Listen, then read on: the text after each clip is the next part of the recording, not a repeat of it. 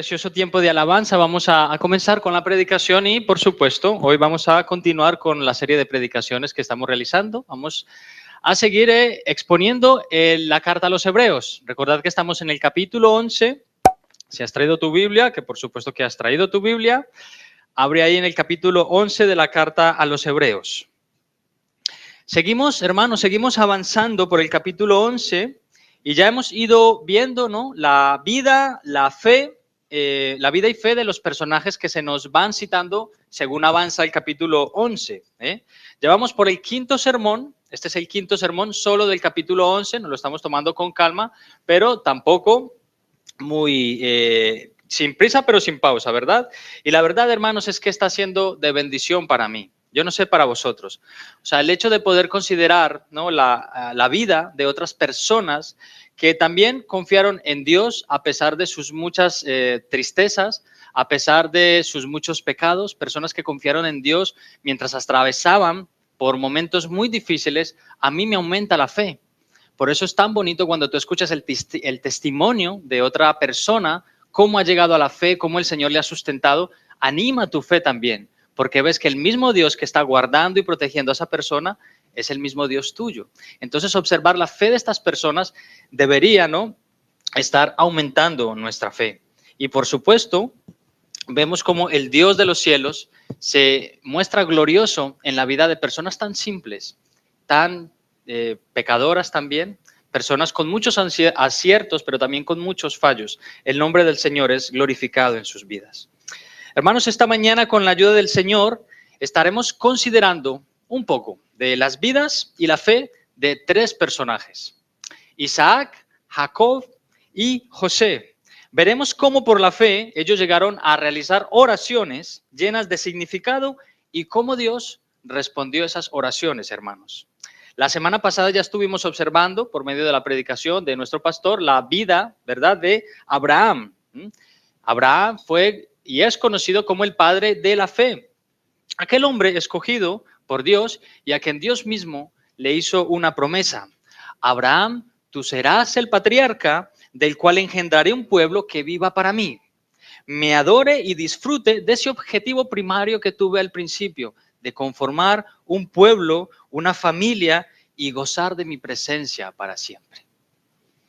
Y observamos, hermanos, cómo Abraham se le llama a salir de en medio, ¿no?, de un pueblo impío. ¿Para qué? Para comenzar un proceso a través del cual tendría una gran descendencia y conquistaría y habitaría una tierra maravillosa de la cual la Biblia nos dice que la leche y la miel fluían.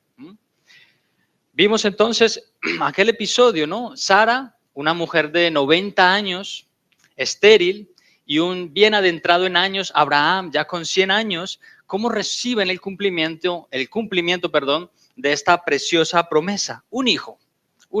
Pero hermanos, la promesa no la hermoseaba solo que ellos pudieran disfrutar de la felicidad que trae poder tener un hijo y criar un hijo, sino lo que se desprendería de ese hijo. Observamos también cómo su fe fue probada enormemente, al punto de tener que estar dispuesto, no solo Abraham, Sara también. No podemos sacar a Sara de la ecuación, de estar dispuestos a entregar aquello que tanto amaban y tanto habían anhelado: un hijo, su hijo Isaac. Y allí nos quedamos la semana pasada. Ahora vamos a observar, hermanos, en el capítulo 11, los versículos del 20 al 22.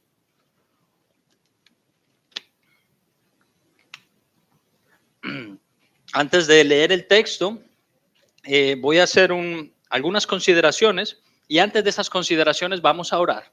Vamos a pedir al Dios de los cielos que nos ayude, hermanos. Lo necesitamos muchísimo. Amén. Padre nuestro que estás en los cielos, santificamos y glorificamos tu precioso nombre en esta mañana. En tu casa, Señor, gracias que te hemos podido cantar alabanzas bíblicas que exalten tu nombre. Alabado seas, Señor, por los siglos de los siglos, y te damos las gracias de tener hoy de nuevo la oportunidad de estar en tu iglesia y ser expuestos a la predicación de tu palabra. Señor, te pedimos juntos como tu iglesia, con mucha necesidad, ven a nosotros, Señor. Ven a nuestro corazón. Ayúdanos a ser transformados por el poder de tu palabra. Que tu Espíritu Santo venga, Señor, con poder y libertad para transformar y cambiar todas aquellas cosas que a ti no te gustan y que no nos hacen bien, Dios mío. Ayúdanos a estar atentos a la predicación. Ayúdame a mí a predicar como tú me has mandado y me has enseñado durante esta semana, Señor. Te lo rogamos. Tenemos mucha necesidad en el nombre precioso y por los méritos de Cristo Jesús. Amén y amén.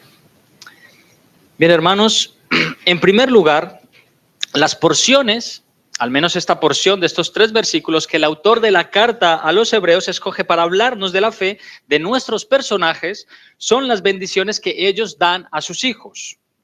Pero antes de entrar a meditar en estas oraciones, quiero que pensemos solo un momento, un poco, en la vida de Isaac.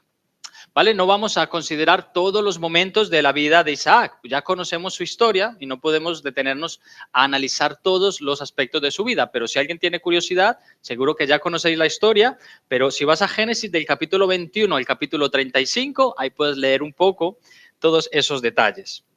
Pero lo que sí deseo hacer, hermanos, sin desapegarme mucho de la estructura de la carta a los hebreos, es observar cómo Isaac llega a tener fe verdadera en el Dios de su padre Abraham.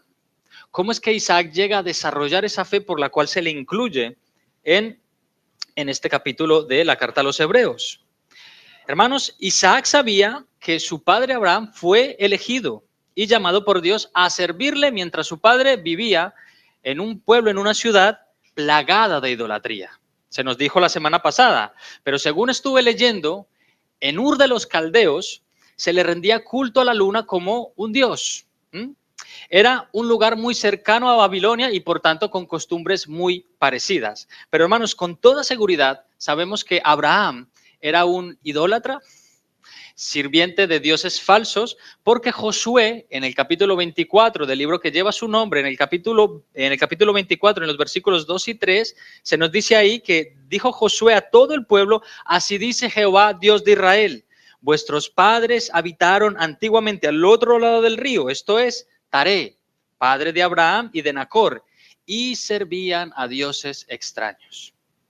Y yo tomé a vuestro padre Abraham del otro lado del río y lo traje por toda la tierra de Canaán y aumenté su descendencia y le di a Isaac. Bien, ahí tenemos la prueba de que efectivamente Abraham estaba en un pueblo plagado de idolatría. Y no sé, hermanos, hasta qué punto fue adquirida la fe en los descendientes de Abraham o los ascendientes de Abraham. No sé hasta qué punto esa fe fue transmitida por la tradición oral, es decir, la fe transmitida de padres e hijos. No sé hasta qué punto llegó a conservarse al nivel de la revelación que ellos tenían en ese momento.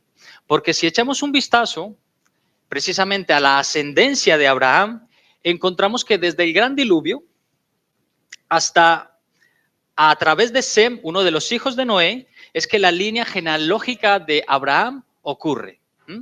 Y de hecho, hermanos, de ahí proviene el nombre de semita, ¿no? De la descendencia de Noé por medio de Sem, es que se le dice al pueblo judío los semitas, ¿no? Los antisemitas es una expresión que se escucha mucho por ahí. Pero hermanos, desde Sem hasta Abraham hay 12 generaciones. ¿Qué ocurrió durante todas esas décadas con la fe en el Dios verdadero? ¿Qué pasó ahí? ¿Qué pasó? Bueno, que esa fe se fue desvaneciendo, se dejó de poner en práctica, se dejó de atender a las leyes de Dios y finalmente terminaron adorando a dioses falsos. Esa es la única explicación. Y hermanos, de aquí podemos extraer una enseñanza muy valiosa y muy importante. Si los padres no transmiten su fe a sus hijos, si los padres no viven una vida auténticamente cristiana en casa, delante de sus hijos, si en casa no se respira Biblia, oración, una vida conforme a la palabra de Dios, las probabilidades de que nuestros hijos abandonen la fe son muy altas. Y en la iglesia, hermanos, existe también un peligro parecido. Alguien dijo que el proceso a través del cual las iglesias pierden el evangelio usualmente ocurre en 4 generaciones. 4 generaciones. La primera generación recibe el evangelio y acepta el mensaje. Está feliz, está gozoso, ha descubierto el evangelio y ahora vive para el Señor de una manera auténtica. Pero la segunda generación lo da por sentado. ¿Vale? Mi padre me ha traído a la iglesia, está bien, ya conozco el Evangelio, es el ABC, ahora necesito conocer cosas más profundas. El Evangelio, de momento, se va quedando. La tercera generación lo confunde. Como ya piensa que lo saben todo, no pasa nada, confundimos el Evangelio con quizá otras religiones, otros estilos de vida, y el Evangelio queda diluido. Y finalmente, la cuarta generación lo pierde. Bueno, eso es un estudio que ha hecho alguien, ¿no? No lo he pensado yo, pero tiene mucho sentido, hermanos. Hoy estamos intentando predicar en esta iglesia el mensaje del Evangelio con precisión. Al menos lo estamos intentando, nos estamos esforzando y lo estamos intentando para no diluir el mensaje. Queremos predicar la palabra tal cual, como el Señor la ha revelado. Estamos intentando mejorar la manera en que nos expresamos, estamos aprendiendo a profundizar más en la palabra del Señor, pero quizá aquellos que nos tomen el relevo a nosotros, porque si Dios quiere habrá un relevo de aquí a unos años, quizá ellos den por sentado el Evangelio, ¿no? Y hagan que la siguiente generación lo confunda y esta generación haga que la siguiente lo pierda. Y entonces la iglesia de Yodio, después de 120 años de historia, cambia de tradición, cambia de doctrina, etcétera, etcétera. Que hermanos, quiera el Señor que esto no ocurra. Pero el punto es que Isaac no solo le habría llegado la fe por tradición oral, porque él mismo fue testigo de las obras que Dios hizo en su familia. Él sabía perfectamente que su mera existencia era un milagro de Dios. Sus padres bien adentrados en años, además su madre estéril, de repente un hijo sano además, un hijo sano. Pero es que además este Isaac es el que estuvo tumbado en la mesa del sacrificio, dispuesto a morir si es que así Dios lo demandaba. Y ahora quiero explicar esto. ¿Cómo que Isaac estuvo dispuesto a morir si su padre prácticamente lo obligó? Bueno, vamos a considerarlo. Mirad, hace cosa de una semana y media, mientras yo estaba buscando la imagen para la portada de la predicación del domingo, porque el que pone las imágenes en YouTube, hermanos, soy yo, ¿vale? Si hay alguna imagen que no os gusta, acepto sugerencias, ¿vale? Pero estaba yo buscando las imágenes, estaba buscando yo la imagen de Abraham ofreciendo a su hijo Isaac. Y me encontré con que varias imágenes no presentaba un niño, un muchacho, sino un chico ya mayor, chico ya formado. Y dije yo, ¿pero a quién se le ocurre dibujar si la historia se trata de un muchacho? Dice la Biblia que es un muchacho, ¿no? Y entonces me entró la curiosidad y me dije, ¿cuántos años tenía Isaac cuando fue ofrecido, no? Y estuve investigando la edad de Isaac y aunque el texto de Génesis nos dice que él era un muchacho, hay buenas razones para entender que Isaac podría ser mayor de lo que nosotros nos pensamos. ¿De acuerdo? Aunque encontramos que el Génesis utiliza la palabra muchacho, esta palabra es bastante flexible. Puede englobar desde un bebé hasta un joven adulto. Y hermanos, quiero decir que no quiero ser dogmático con esto que voy a decir, ¿vale? Esto no es así y punto, no hay otra manera de entenderlo. Pero quiero que analicemos algunos detalles. Y para este detalle, de nuevo, otra vez la calculadora, como hace 2 semanas. Mirad. De la vida de Isaac conocemos que sus padres hicieron una fiesta para destetarle, ¿de acuerdo? Más o menos la tradición nos dice que entre los 2 y los 5 años se destetaba un niño en el pueblo antiguo. Y Sara murió con la edad de 127 años. Esto quiere decir que cuando Isaac fue ofrecido tenía entre 4 y 5 años entre 5 años, más de 5 años y menos de 37 años, ¿vale? Estamos ahí acotando un poco la edad, ¿vale? No pudo haber tenido más de 37 años, ¿no?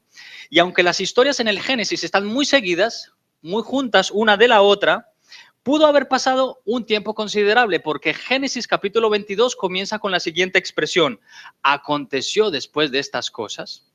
Y si tú eres un lector regular de la Biblia, entenderás que cuando la Biblia dice después de estas cosas, pueden abarcar periodos muy grandes de tiempo, ¿de acuerdo? Pero una pista que nos resulta muy útil considerar sobre la edad de Isaac es que Isaac llevó sobre sus hombros la madera con que se iba a efectuar el holocausto. Y hermanos, no estamos hablando de 4 ramitas para encender un fuego pequeño, estamos hablando de una cantidad considerable para consumir un holocausto. Un niño pequeño no hubiese podido llevar tal cantidad de peso. Un adolescente con dificultad, pero un joven fuerte podría haberlo llevado. Además, hermanos, estuve leyendo, o he tenido que leer, bueno, algunos comentaristas, porque claro, me entró la curiosidad y dije, necesito saberlo, aunque me quedé sin la duda resuelta, ¿no? Pero hay razones, como dije, para pensar que él tenía una edad más avanzada. Algunos comentaristas de varios periodos de la historia han argumentado sobre la edad de Isaac. Y tenemos, en primer lugar, Josefo, el historiador judío del siglo I, sostenía que Isaac tenía 25 años cuando fue ofrecido. Adam Clarke, del siglo XVIII, sostiene que él tuvo unos 33 años más o menos. De ser así, de haber tenido 33 años, las coincidencias habrían sido muy impresionantes. H.C. Leopold afirma que él tenía de 18 a 20 años y algunas tradiciones rabínicas sitúan a Isaac con 37 años. Y finalmente el comentario exegético de Jameson, Fewsted y Brown afirma que él tenía unos 20 años de edad. ¿De acuerdo? Hermanos, de ser cierto que Isaac tenía esta edad, convierte este acontecimiento en algo mucho más impresionante, más extraordinario. Porque si Isaac ya era un hombre adulto, tenía suficiente fuerza como para luchar con su padre y no dejarse atar ni sacrificar. Pero de ser así, si Isaac se dejó atar y estuvo dispuesto a ser sacrificado por la mano de su padre, era porque confiaba en él y en lo que Dios le demandaba. Entonces, hermanos, aquí vemos dos corazones compungidos, rotos. Un padre que entrega a su hijo y un hijo que se entrega voluntariamente sin oponer resistencia. Papá, si es a la voluntad de Dios, aquí estoy. Mátame. Esto, hermanos, es una tremenda imagen del Evangelio. El corazón del padre está completamente roto al entregar a su hijo. A su hijo Jesucristo para que sus criaturas se burlen de él y terminen crucificándole en la cruz.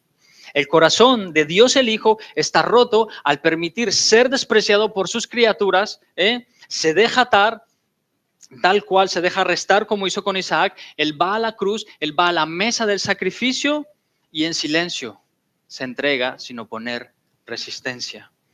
Y Dios el Espíritu Santo, de quien procede del Padre y del Hijo, experimenta la agonía trinitaria del sacrificio del Hijo de Dios. ¿Has visto el grado de entrega que ha hecho Dios por ti y por mí? Impresionante. Hermanos, ¿y si ese es el grado de entrega que ha hecho Dios por nosotros? ¿Qué de nosotros? ¿Qué te pide el Señor a ti? Sino que entregues tu vida por su causa. Ahora mismo, hermanos, no parece que en nuestro contexto que tengamos que entregar nuestra vida para ser sacrificada en el nombre del Señor. No estamos siendo perseguidos de esa manera, ¿verdad? Pero sí que es verdad que Dios nos pide a cada uno de nosotros morir cada día a nuestros deseos y que entreguemos aquello que nos cuesta. Aquello que nos cuesta, pero que Él sabe que es necesario que sea entregado para que su voluntad pueda hacerse definitivamente en nuestras vidas. Hermanos, ¿qué puede estar pidiéndote ahora mismo el Señor a ti? Que entregues al Señor para que tengas de verdad una relación bonita, una buena relación con el Señor. Yo no puedo saberlo, no puedo ver en vuestros corazones, pero vosotros lo sabéis. ¿Qué es eso que debéis entregar? Puede que sea algo bueno, pero puede que te lo pida porque no te hace bien o por otras causas, no lo sé. Y yo estaba pensando en un ejemplo personal, algo que me guste mucho y que sea algo bueno en sí mismo, ¿no? Y me estaba imaginando, mira, una de las cosas que a mí más me gusta hacer en esta vida es precisamente esto. Predicar, tomar un texto, analizarlo, mirarlo en profundidad y entenderlo, interpretarlo bien y luego explicarlo a los demás santos. Me encanta, es una de las cosas que más me gusta hacer a mí en la vida. Pero si el día de mañana se me quitara, se me pidiera, ¿cuál sería mi actitud? Si el día de mañana mi pastor me dice, Gerson, es necesario que no prediques durante un tiempo, no lo estás haciendo bien o no te está haciendo bien, o tu actitud no es la correcta, ¿no?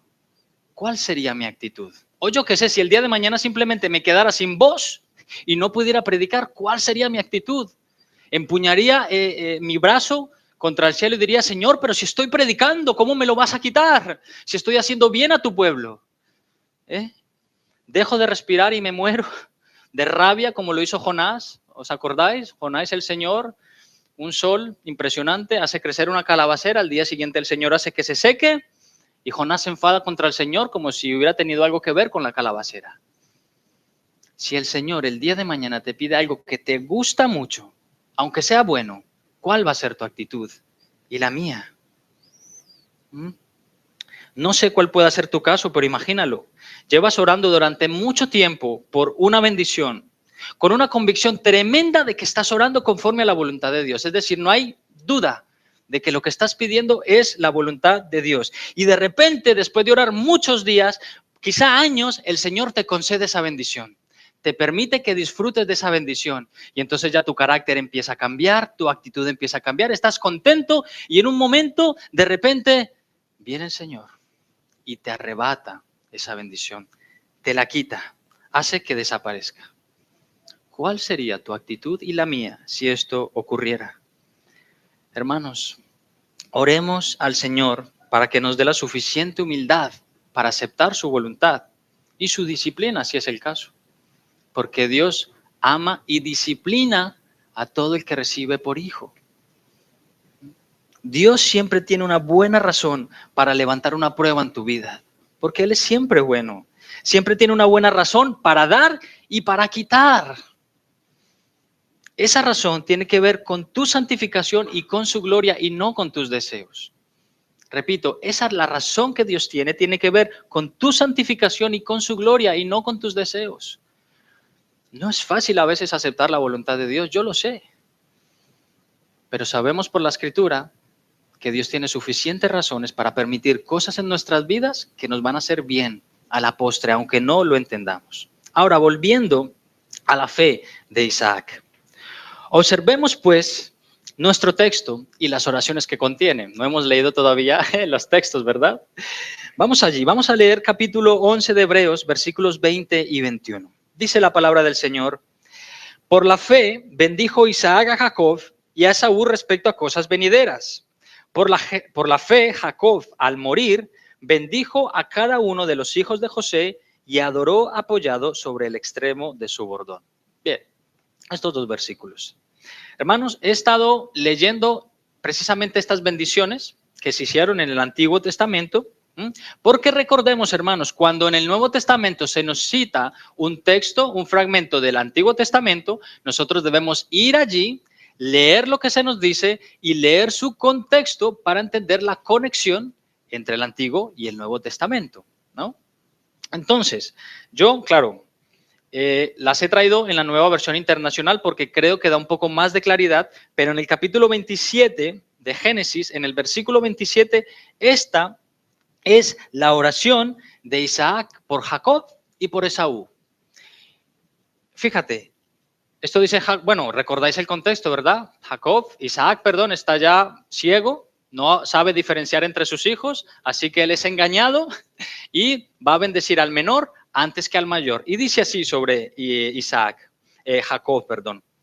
El olor de mi hijo es como el de un campo bendecido por el Señor. Que Dios te conceda el rocío del cielo, que de la riqueza de la tierra te dé grano y vino nuevo en abundancia, que te sirvan los pueblos, que se postren ante ti las naciones, que seas Señor de tus hermanos, que se postren ante ti los hijos de tu madre. Maldito sea el que te maldiga y bendito el que te bendiga. Tremenda oración, ¿no? Sin embargo, la bendición sobre Esaú no es tan afortunada. Leemos en el mismo capítulo 27 los versículos 39 y 40. Está la bendición de Isaac sobre Esaú. Vivirás lejos de las riquezas de la tierra, lejos del rocío que cae del cielo. Gracias a tu espada vivirás y servirás a tu hermano, pero cuando te impacientes, te librarás de su yugo. ¿Bien? Ahí tenemos esa oración patriarcal. Hermanos, es importante, es muy importante entender que Jacob tenía una autoridad patriarcal, ¿no? Por la cual él podía bendecir de manera casi profética, y sin el casi también, con esa autoridad patriarcal, él podía bendecir de manera profética y lo que él oraba se cumplía. Las bendiciones de los patriarcas no se tomaban como una posibilidad, sino como algo que iba a acontecer, hermanos. Yo no sé cómo, si el Señor se los reveló, pero nuestro texto de Hebreo nos dice que ellos por la fe hicieron esas oraciones. Y digo que es muy importante, hermanos, entender que este tipo de acontecimientos y oraciones estaban delegados a ellos, pero no a nosotros, hermanos. Ya no oramos así, porque ya no hay patriarcas en medio nuestro. No lo que nosotros oramos se va a cumplir. Nuestra fórmula de oración es la que el Señor Jesucristo nos enseñó. Ahora oramos, Señor, te pedimos esto o aquello en el nombre de Jesús, y si es tu voluntad, amén. Hermanos, no decretamos, no declaramos, en otras palabras, no obligamos a Dios a hacer lo que estamos pidiendo, porque ese es el trasfondo de declarar y decretar. Yo decreto que esto va a ocurrir, pero ¿tú cómo lo sabes? El Señor te lo ha revelado y luego estás decretando y declarando, y si no se cumple, ¿qué ha pasado ahí? ¿Te ha faltado la fe o se te ha ido un poco la olla? Bueno, pues no obligamos ni chantajeamos a Dios a hacer lo que pedimos, sino que oramos de la mejor manera que podemos y esperamos que el Señor conteste como bien le parezca. Porque, hermanos, hoy creo que ya os habéis dado cuenta, estamos viviendo unos tiempos muy confusos para el Evangelio. Hay personas por ahí que se autodenominan apóstoles porque el título de pastor se les ha quedado pequeños. Yo soy un apóstol, lo de pastor fue hace años, cuando era pequeño en la fe, ahora soy un gran apóstol, ¿no? Incluso, hermanos, se ha llegado a la locura de que algunos se consideren patriarcas, con esa autoridad patriarcal. Y yo no sé si de aquí a poco vamos a encontrarnos gente que, yo qué sé, que sea un arcángel, si es que ya no los hay por ahí, no lo sé. Pero cuidado, hermanos, ya no hay patriarcas, ya no hay apóstoles, pastores, obispos que gobiernan la iglesia de Cristo.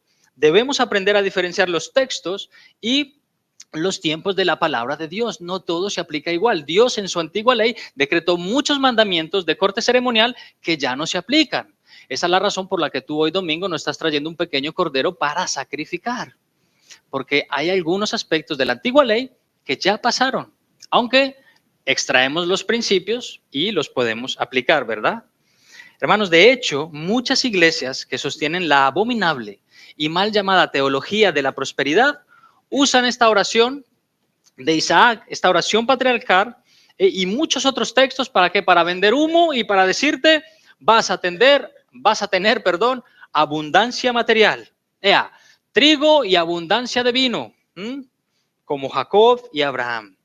Pero, hermanos, a la iglesia de Cristo no se le ha prometido prosperidad material, Se le ha prometido ser bendecido con toda bendición espiritual en los lugares celestiales en Cristo Jesús, según nos dice Efesios 1.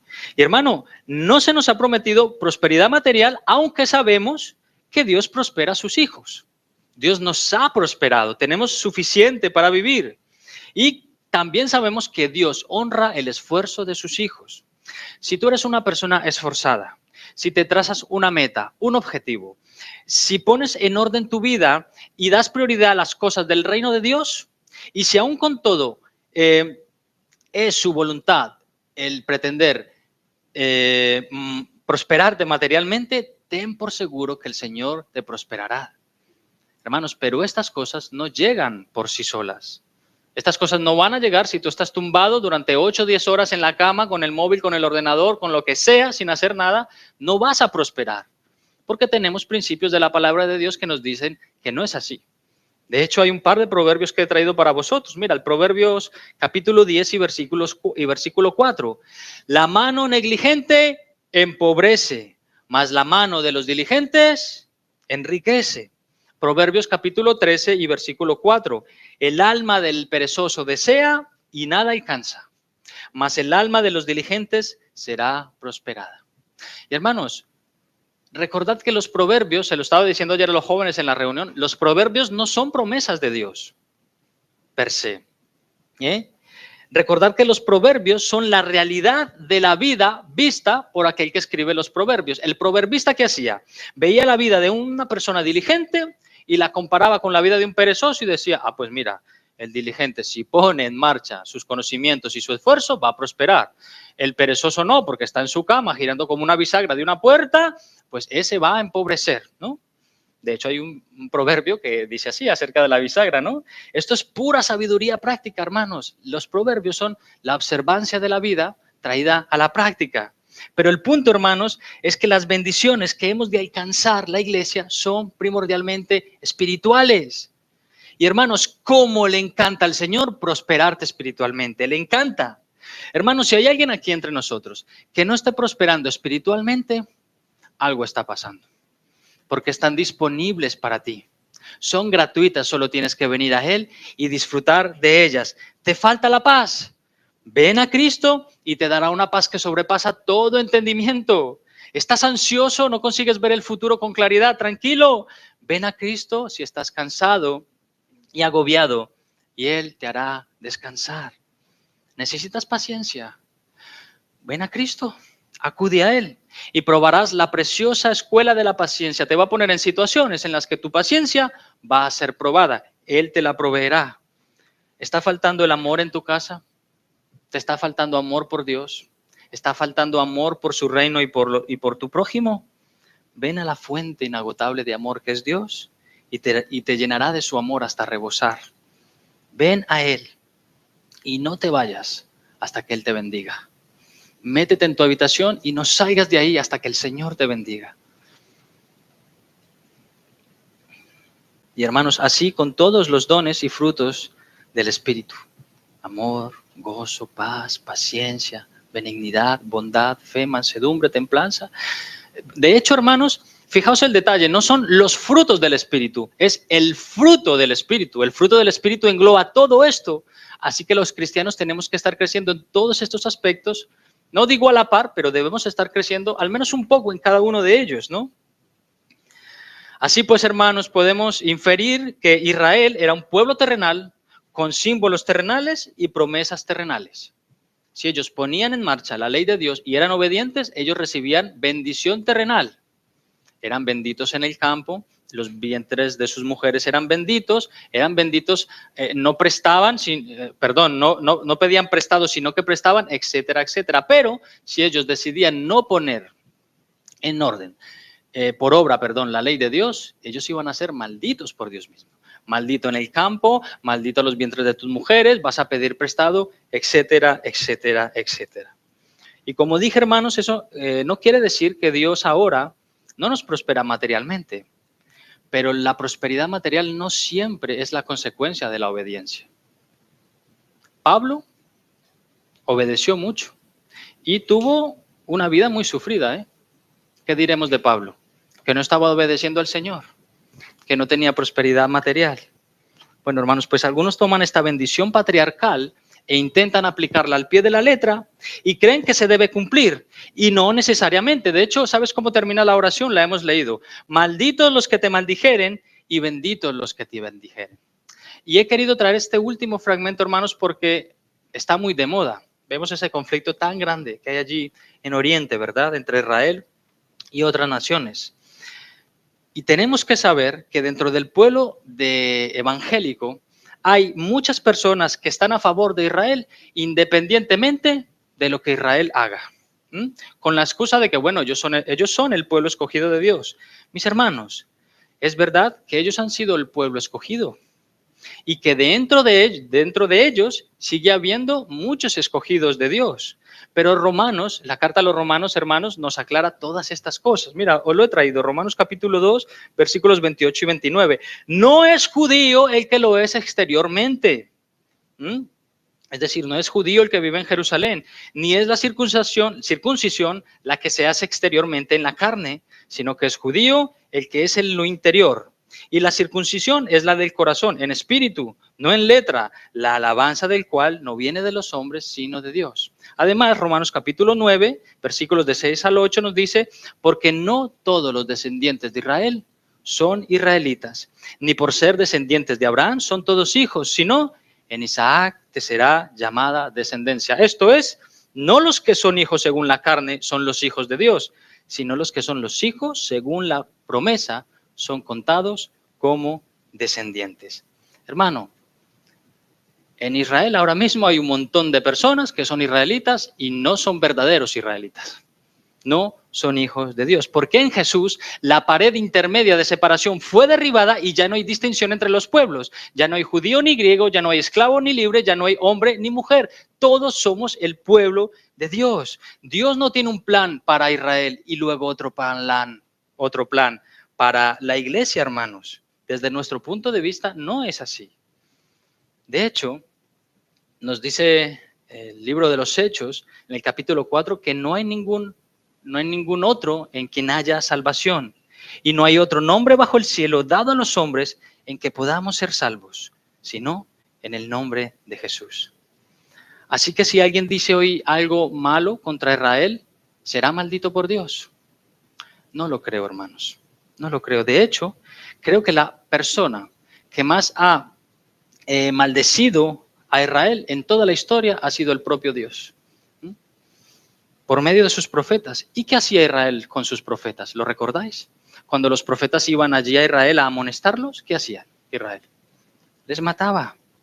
Les mataba. De hecho, ese es el lamento de Jesús sobre Jerusalén. En el capítulo 23 del Evangelio de Mateo y los versículos del 37 y 38, Jesús dice: Jerusalén, Jerusalén, que matas a los profetas y apedreas a los que son enviados.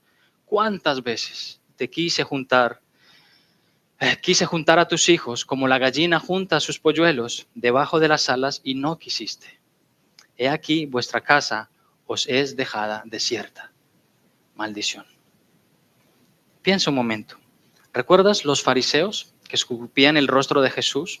Aquellos que se burlaban de él, quienes le azotaron y quienes finalmente le llevaron a la muerte. Bien, pues esos siguen siendo hoy en día los judíos que no aceptan el mensaje del Evangelio. Allí en Jerusalén sigue estando Caifás y Anás. Oremos, hermanos, para que el Señor les conceda el arrepentimiento y puedan convertirse al único y todo suficiente Salvador, que es Jesucristo. Y a día de hoy Israel, la verdad, hermanos, es que no ha cambiado mucho, ¿no? Y sí es verdad, el Señor sigue salvando a judíos que se convierten al cristianismo, pero no solo a judíos, a rusos, a bolivianos, a nigerianos, a argentinos, irlandeses, personas de todo pueblo, raza y nación. Sigue salvando el Señor. Amén. Y si Israel, hermanos, aunque en ocasiones se esté defendiendo, si está cometiendo crímenes, yo no puedo apoyarle y tú tampoco deberías. Porque por esta causa, a lo mejor estás poniendo un tropiezo para el Evangelio, para que alguien más se convierta al Señor. Hace un tiempo Marcos nos contó una historia de un hombre, y si me equivoco me corriges, Marcos, un hombre árabe que se había convertido del Islam al cristianismo y entró en una iglesia y lo primero que vio allí fue una bandera de Israel, ¿no? ¿Sabéis el conflicto que hay en estas zonas del mundo? Y el mero hecho de ver una bandera ya te produce rechazo. Pero ¿esto qué es? ¿Esto es la iglesia o esto es Israel, no? Hermanos, bueno, banderas no solo de Israel, bandera de todos los países. Yo no estoy de acuerdo con eso, hermanos. Nuestra bandera debe ser la cruz de Cristo. Entonces, en ocasiones intentamos defender al pueblo de Dios, que no es solo Israel, sino personas de todo el mundo, y terminamos poniendo tropiezo para que personas no vengan al Evangelio. Así que si Israel está haciendo algo malo, el Señor le juzgará. Pero tú y yo no deberíamos entrar ahí. Lo que nos tenemos que dedicar, hermanos, es a explicar, a exponer y a interiorizar este bendito libro y predicarlo para que las personas sean salvos. Amén. Así que, hermanos, ahí tenemos esa bendición a la que hace, una de las bendiciones a las que hace alusión Hebreos 11, y es precioso pensar, hermanos, en el principio que hay detrás de esta bendición. ¿Cuál es el principio? Que aquellos que están en Cristo Jesús y hayan confiado en Él como el sumo sacerdote y como su todo suficiente Salvador, heredaremos el reino de los cielos, donde el grano no falta, nuestros enemigos serán derrotados y donde aquellos que han maldecido al pueblo de Dios recibirán justa retribución. Ese es el principio. Dios maldecirá a los que han maldecido a su pueblo. Bien. Vamos a considerar la otra oración. Vamos a hacer un pequeño salto ahí de tiempo. La otra bendición está, la hemos leído en el versículo 1 de la carta a los Hebreos capítulo 11. Dice, por la fe Jacob al morir bendijo a cada uno de los hijos de José y adoró apoyado sobre el extremo de su bordón. Bien, esa es la segunda bendición que encontramos. Y para ello tenemos que trasladarnos al capítulo 48 de Génesis. Esta bendición está allí. Hermanos, en este capítulo se nos dice que Jacob ya era bastante mayor. Y a causa de su vejez, él ya no podía ver tampoco igual que su padre. Así que él llama a José para que traiga a sus 2 hijos nacidos en Egipto. Estos hijos eran Manasés, el primogénito, y Efraín, su segundo hijo. Así que cuando ellos vienen a Jacob para ser bendecidos, José toma a su hijo Manasés a su izquierda para que quede a la derecha del patriarca y toma a su hijo Efraín a su derecha para que quede a la izquierda. ¿Para qué? Para que Jacob, antes de morir, pusiera su diestra sobre el primogénito y él obtuviera la mayor bendición. Pero se nos dice en este capítulo que, que Jacob hace un cruce de manos. Les va a bendecir y de repente hace esto. Entonces pone su mano derecha sobre el menor y le bendice con esta bendición. Dios en cuya presencia anduvieron mis padres Abraham e Isaac, el Dios que me mantiene desde que yo soy hasta este día, el ángel que me liberta de todo mal, bendiga a estos jóvenes y sea perpetuado en ellos mi nombre y el nombre de mis padres Abraham e Isaac, y multiplíquense en gran manera en medio de ello. Bueno, hasta aquí esta oración sigue la línea de la promesa. Te bendeciré, haré de ti una gran nación, heredarás la tierra, etcétera. Pero José se enfada un poco porque él ha dispuesto a sus hijos, pero Jacob ha hecho un cruce de manos, así que le dice, papá, no. Coge la mano de su padre y la quiere poner en el otro lado, pero Jacob le dice, ya lo sé, hijo, ya lo sé. Primero el mayor, ¿no? No te preocupes, del mayor también. Haré un pueblo grande, pero su hermano Efraín será más grande y su descendencia formará multitud de naciones, ¿no? Otra vez, hermanos, este tipo de una oración patriarcal y profética por medio de la cual lo que el patriarca oró se cumplió. ¿Recuerda? Ya no oramos así, pero donde quiero poner el foco, hermanos, es en el desenlace de esta oración, porque en el versículo 20 del capítulo 48, he dicho de Génesis, sí, en el versículo 20 de la carta a los hebreos dice que en ti bendecirá Israel diciendo, hágate Dios, ahí me he liado. En el capítulo 48 de Génesis, en el versículo 20, dice, en ti bendecirá Israel diciendo, hágate Dios como a Efraín y como a Manasés. Es decir, hermanos, la manera en que el pueblo de Israel, a partir de ese momento, iba a bendecir a las otras personas, era con la siguiente expresión.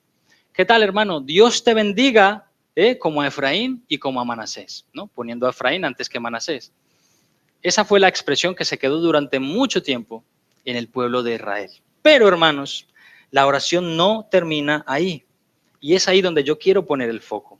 En el versículo siguiente, en el versículo 21, dice, dijo Israel a José, he aquí yo me muero, pero Dios estará con vosotros y os hará volver a la tierra de vuestros padres. Hermanos míos, esta sí que es la promesa de las promesas. Dios estará con vosotros. Dios estará con vosotros. Esa es la parte que yo quiero. Esa es la parte que yo quiero, hermanos. Me da igual el rocío del cielo, me da igual la riqueza de la tierra, el grano y el vino en abundancia. Me da igual que me sirvan los pueblos y que se postren ante mí las naciones. La parte que yo quiero es esa. Dios estará conmigo. Lo que yo quiero, hermanos, es que Dios vaya conmigo. Lo que yo quiero es la presencia de Dios permanente en mi vida. Todas las demás oraciones se quedan en pañales al lado de esta. El Señor estará contigo. Esa es la buena, hermanos. Y es exactamente la misma promesa que nos hizo el Señor Jesucristo antes de marcharse y dejar a sus discípulos. ¿Qué le dice ahí al final del Evangelio?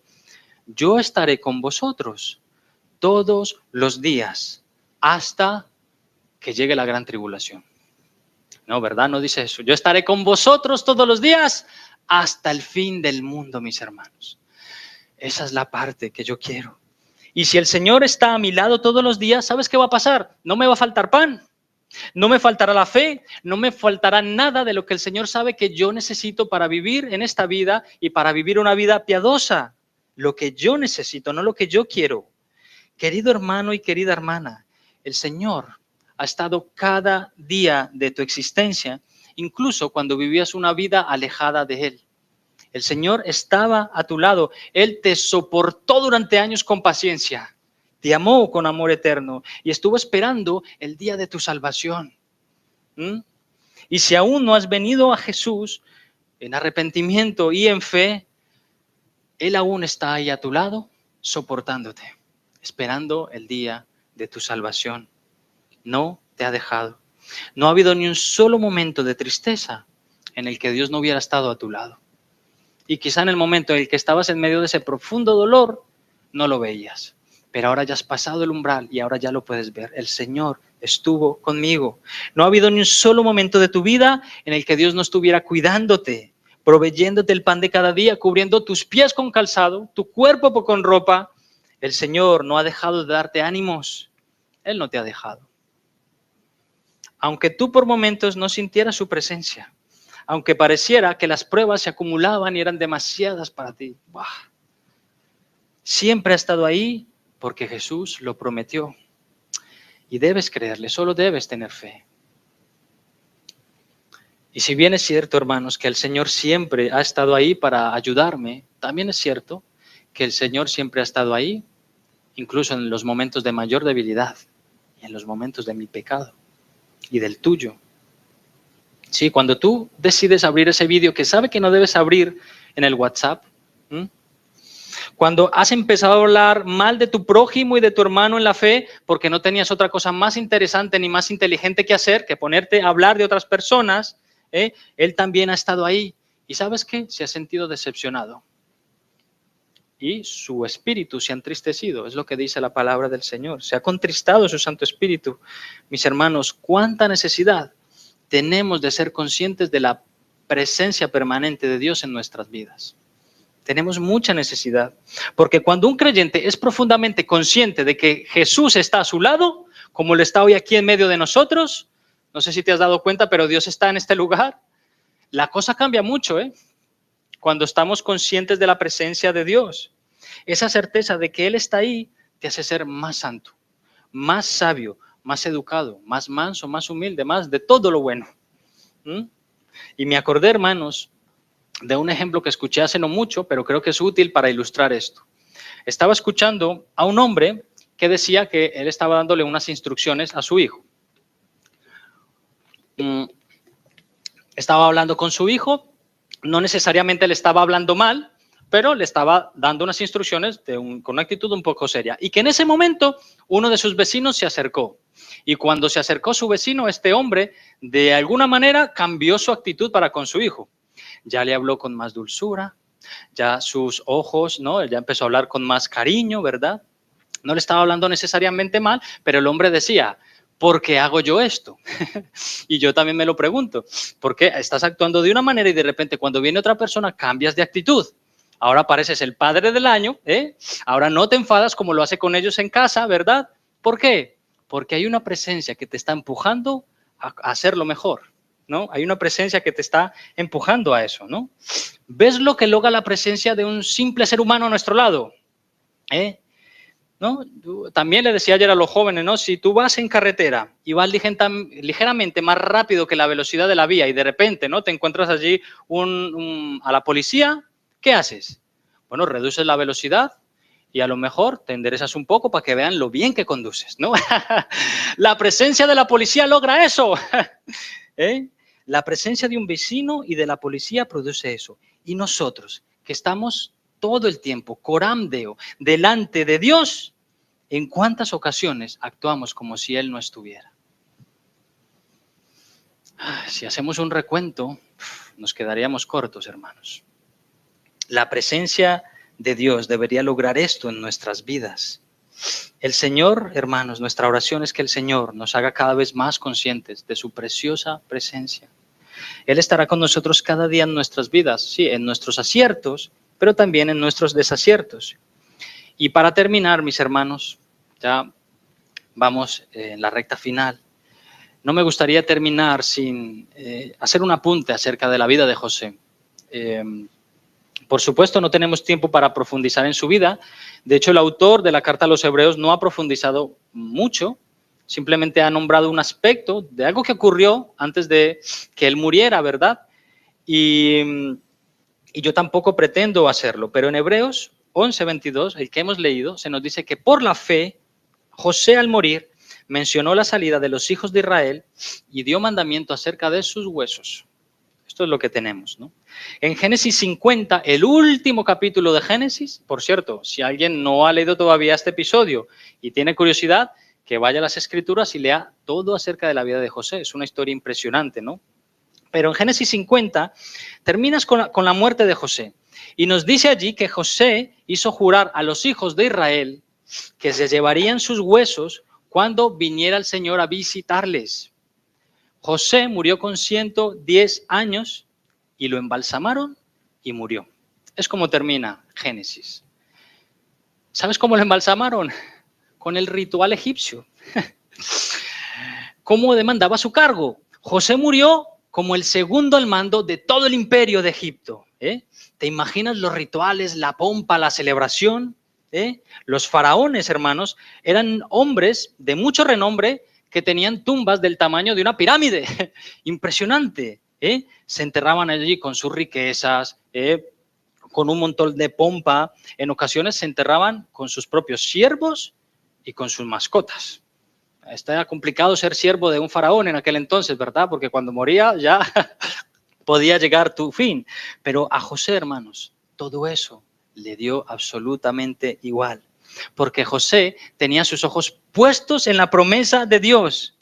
No dejéis mis huesos aquí, por favor, con la opulencia, con el oro, con las momias. Llevar mis huesos de aquí cuando el Señor venga a visitaros.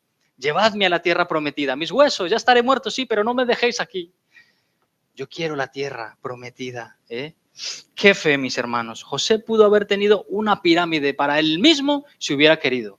Hoy estaríamos, Judith, el año pasado hubieras podido ir a Egipto a visitar la pirámide de José, pero no quiso, porque él no estaba pensando en esta tierra. José pudo haber tenido esa pirámide si hubiera querido, pero su fe estaba en la ciudad de Dios. Su fe le hacía consciente de que estaba de paso en esta tierra y que su destino eran las moradas eternas, la ciudad de Dios. Al igual que Abraham, José esperaba la ciudad que tiene fundamentos, cuyo arquitecto y fundador es Dios, la que tú y yo estamos esperando. Amén, hermanos. ¿Estás esperando? Muy bien. Mis amados hermanos, que nuestros ojos se levanten más a menudo para mirar al cielo y no tanto a esta tierra. Cuando nuestros ojos están tan puestos en las situaciones diarias de esta tierra, entramos en desesperación. Pero para un momento, mira al cielo y mira la ciudad cuyo arquitecto y fundador es Dios. Allí vas a llegar si eres cristiano. Aunque lo pases muy mal unos cuantos años aquí, vas a llegar. Mira al cielo, allí donde el Señor tiene su morada, para hacerte tesoros allí y para fijarte en Jesús, el autor y consumador de nuestra fe. Hermanos, que nuestro corazón esté allí donde está nuestro tesoro, que es en Cristo Jesús. Termino rápidamente resumiendo. Observamos en primer lugar, hermanos, las oraciones patriarcales.